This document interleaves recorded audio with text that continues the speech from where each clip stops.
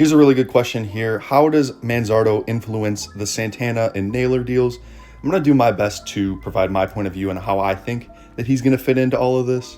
First off, I want to say I'm a big fan of Kyle Manzardo. I think he should be an everyday fixture in the lineup. Yes, his advanced stats did not look great last year at all, but he was a completely different player between his first stint in May and June and then his second stint in September, October, and then the playoffs.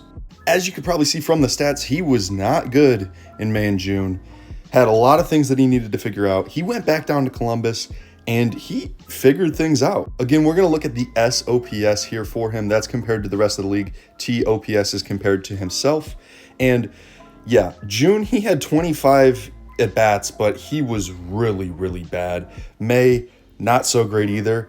When he came back after his stint down in Columbus for his second time in the big leagues, he was really good. And the eye test showed that, but also the OPS numbers showed that as well. So yeah, I think Manzardo's going to continue on that hot streak he had at the end of the season. He's proven to have pretty good plate discipline, a good eye. He kind of got hosed a little bit with calls early on, but he showed some power. He showed a great swing and a great eye in the second half of the season. I'm very excited for what he's going to do, and I hope he's in the lineup every day. Now, as far as what that played in for with Naylor, that's two lefty first basemen. I think maybe that the Guardians looked at that and said, we don't really want to have both of these guys in the lineup every day, as it kind of limits your flexibility. You got two lefties. If they put in a lefty in that part of the lineup, ideally, you're going to want to have two of your best hitters hitting like 4 or 5. It kind of would take them out of the game at that point.